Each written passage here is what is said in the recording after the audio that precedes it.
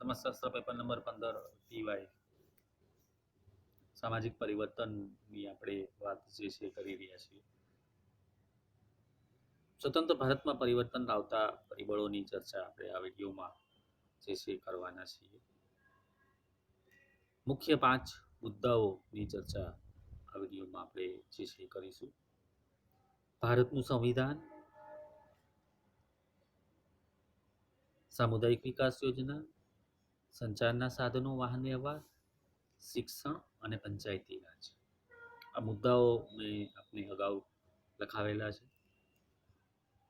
સંવિધાન સામાજિક પરિવર્તન કઈ રીતે લાવી શક્યું એના કેટલાક મુદ્દાઓ જે છે મારે તમને ચર્ચાના અવકાશમાં લેવા છે.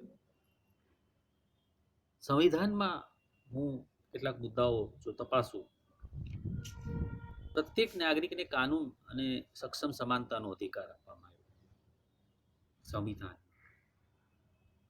ધર્મ, જાતિ, જ્ઞાતિ અને લિંગ આધારિત ભેદભાવ દૂર કરવામાં આવ્યા. સંવિધાનમાં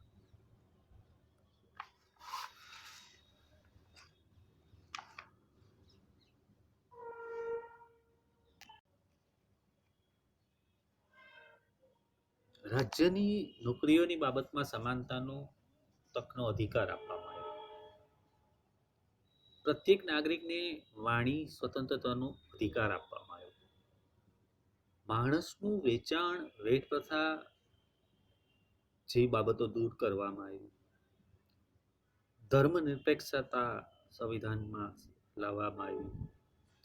અસ્પૃશ્યતા, આબડછેટ, ભેદભાવ નાબૂદ કરવામાં આવ્યા. જો મિત્રો આ સંવિધાનથી જ સામાજિક પરિવર્તન તરફ આપણે ગયા. પછી સામુદાયિક વિકાસ યોજનાનો કાર્યક્રમ શરૂ થયો. એસવાયમાં આપણે સામુદાયિક વિકાસ યોજના જે છે ક્યાંક ને ક્યાંક ભણ્યા છીએ. સંચારના સાધનો મેં અગાઉ વાત કરી કે સંચારના સાધનો અને સામાજિક પરિવર્તન કઈ રીતે અસર કરી એની મેં ચર્ચાઓ ડિટેલમાં કરી. શિક્ષણની મેં તમને વાત કરી કે શિક્ષણ કઈ રીતે સામાજિક પરિવર્તન સ્વતંત્ર ભારતમાં લાવવામાં અસરકારક થયું. અને પંચાયતી રાજની પ્રક્રિયા જે શરૂ થઈ એના કારણે નવું નેતૃત્વ આવ્યું. પંચવર્ષીય યોજનાઓ આવી. સ્ત્રીઓની નેતૃત્વમાં સમાનતા આપવાની વાત થઈ. જ્ઞાતિ અને કુટુંબના નિયંત્રણો થોડા નબળા પડ્યા. લોકો પોતાના હક પ્રત્યે જાગૃત બન્યા. તેથી વ્યક્તિવાદ અને ઉદારમતવાદ જેવી પ્રક્રિયાઓનો પ્રારંભ થયો. એટલે પંચાયતી રાજ પણ ક્યાંક ને ક્યાંક જે છે એ ઉદારમત લાવવામાં જવાબદાર છે. સ્વતંત્ર ભારતમાં પરિવર્તન લાવતી પ્રક્રિયામાં કાનૂનીકરણ, ઉદ્યોગીકરણની આપણે વાત કરી, શહેરીકરણની આપણે જે છે વાત કરી. સંસ્કૃતિકરણ એ મુદ્દો ખાસ જે છે હું તમારી સાથે ચર્ચા અત્યારે અહીંયા 5-10 મિનિટમાં કરીશ કે સંસ્કૃતિકરણ થયું, એક સંસ્કૃતિનું બીજું સંસ્કૃતિમાં સમાવેશ થવો, એ પ્રક્રિયાને આપણે સંસ્કૃતિકરણ કહીએ છીએ. એટલે કે સંસ્કૃતિકરણ થવું એ પ્રક્રિયા થઈ. આદિવાસી જૂથ જે છે એ ઉચ્ચ જ્ઞાતિના રિવાજો ને અનુસરતું થયું. અને ઉચ્ચ જ્ઞાતિ જે છે એ બીજી જ્ઞાતિના, નિમ્ન જ્ઞાતિ પણ ઉચ્ચ જ્ઞાતિના રિવાજોને અનુસરતી થઈ. આ જે પ્રક્રિયા થઈ એ સંસ્કૃતિકરણને કારણે થઈ. અને એ સંસ્કૃતિકરણ ક્યાંક ને ક્યાંક સામાજિક પરિવર્તનનો ભાગ બની. આધુનિકીકરણ મેં તમને જેમ કીધું, બ્રિટિશરો આવ્યા એટલે એ આપણી સાથે ઘણી બધી વસ્તુ લઈને આવ્યા હતા આપણી જોડે. તો એની અસર આપણા વિચારો ઉપર, આપણા મૂલ્યો ઉપર, એના જે સાધનો છે એ સાધનો આપણે યુઝ કરવા માટેના આપણે તૈયાર થઈ ગયા અને એ વસ્તુ આપણે સ્વીકારી. એના કારણે જે છે એ પરિવર્તન આમ સામાજિક પરિવર્તન પ્રકરણ નંબર 3 એ અહીંયા પૂર્ણ થાય છે. પ્રકરણ નંબર 4 ની આપણે હવે વાત જે છે એ આજ વિડીયોમાં કરશું. 4 મિનિટનો વિડીયો છે, હજી ઘણી બધી વાર બાકી છે. પ્રકરણ નંબર 4. પ્રકરણ નંબર 4માં આપણે ભણવાના છીએ દલિતોનો અર્થ અને દલિતોની વસ્તી. દલિતોનો અર્થ અને દલિતોની વસ્તી. એમાં આપણે જે ભણવાના છીએ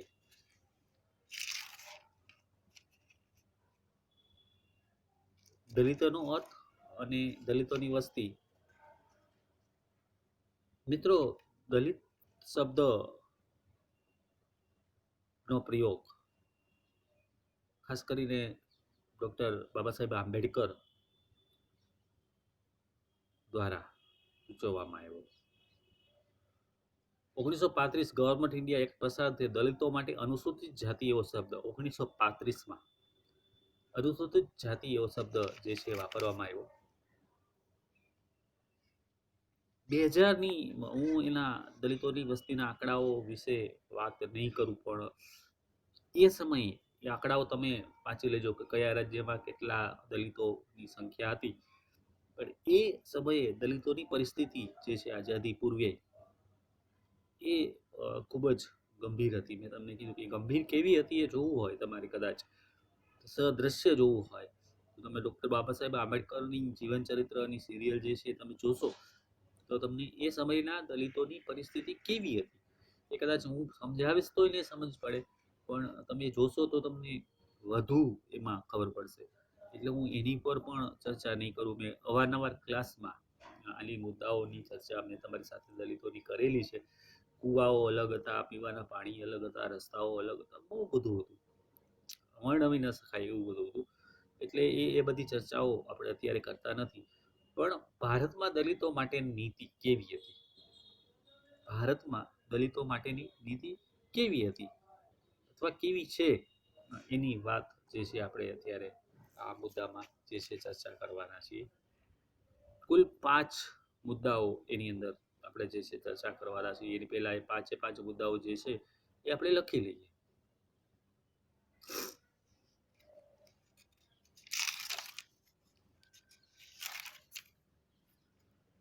રક્ષણાત્મક અને સલામતીની નીતિ. રક્ષણાત્મક અને સલામતીની નીતિ. બીજું અનામતની નીતિ. બીજું અનામતની નીતિ. ત્રીજું શૈક્ષણિક વિકાસની નીતિ. ત્રીજું શૈક્ષણિક વિકાસની નીતિ. ચોથું આર્થિક વિકાસની નીતિ. પાંચમું રાજકીય નીતિ.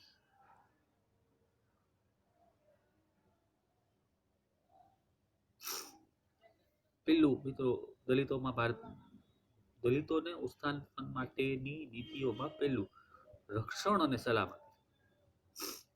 દલિતો માટે રક્ષણ અને સલામતીના પગલાંની જોગવાઈ ભારતની બંધારણ કલમ 17 અનુસાર 1955માં અસ્પૃશ્યતા જે છે નાબૂદ કરવામાં આવી. રાઇટ્સ એક્ટ 1955 એનું નામ આપવામાં આવ્યું.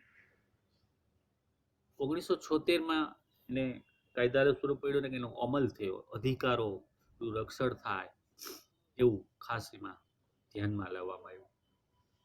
દલિતો માટે અનામતની નીતિ જે છે 16% બેઠકો અનુસૂચિત જાતિઓ માટે, શિક્ષણ, ઉચ્ચ શિક્ષણ, નોકરીઓ આમાં જે છે એ મૂકવામાં આવી. એટલે કે અનામતની નીતિ જે છે એ ધ્યાનમાં આવી.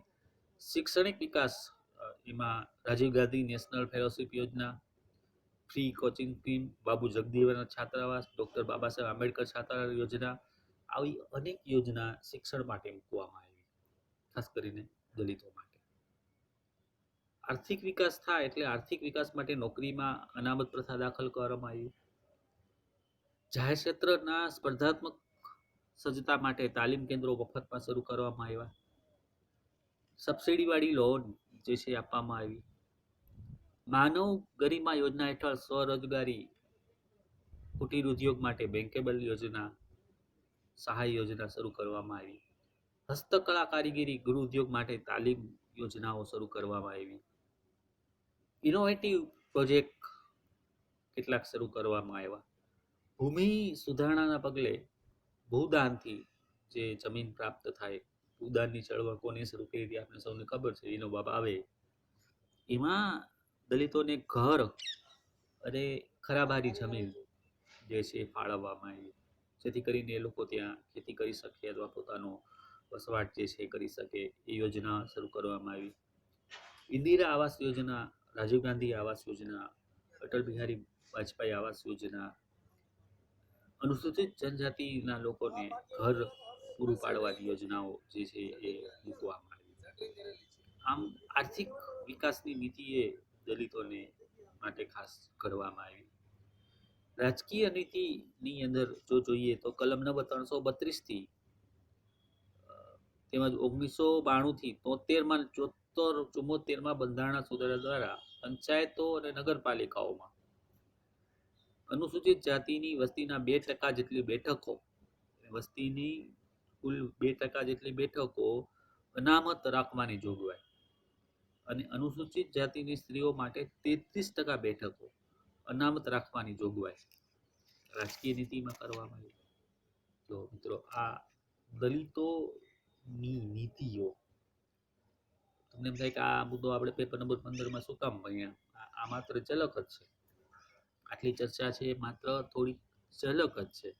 દલિતો માટે સ્વતંત્ર ભારતમાં થયેલું કામગીરીની માત્ર થોડીક ઝલક છે. જો આ કામગીરી કરવામાં ન આવી હોત તો સામાજિક પરિવર્તન જે આપણે આજે જોઈએ છીએ, તમને દલિતોને સામાજિક પરિવર્તન શું કામ અને આ મુદ્દો શું કામ ઘુસાડવામાં આવ્યો? મૂળ વાત મારે તમને એ કરવાની છે કે આ મુદ્દો દલિતોનો શું કામ ઘુસાડવામાં આવ્યો?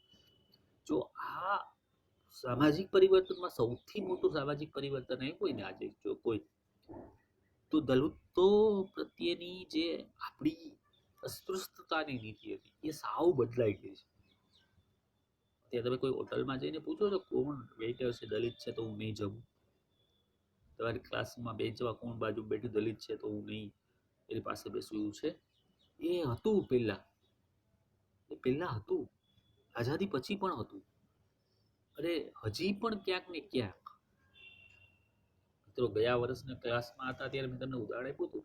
પાલનપુર સાઈડ એક દલિતના વરઘોડો, મેં આની પહેલાના વિડીયોમાં પણ તમને કીધું છે, આજે પણ યાદ કરું છું કે દલિતના વરઘોડાનો ગ્રામ લોકોએ વિરોધ કર્યો અને 2 દિવસ સુધી માન્ય નાયબ મુખ્યમંત્રી ના મત વિસ્તારમાં આ ઘટના બનેલી છે.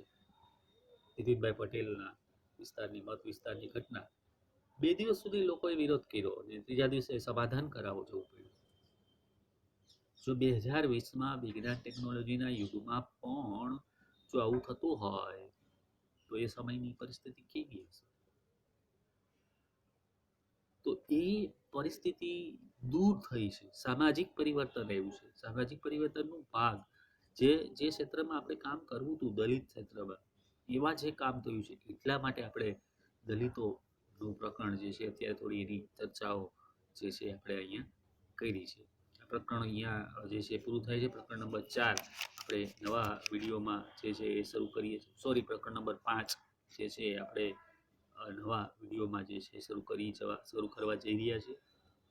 એ આપણે ત્યાં સુધી હું આપની વચ્ચેથી રજા લઉં. જય હિન્દ, જય ભારત.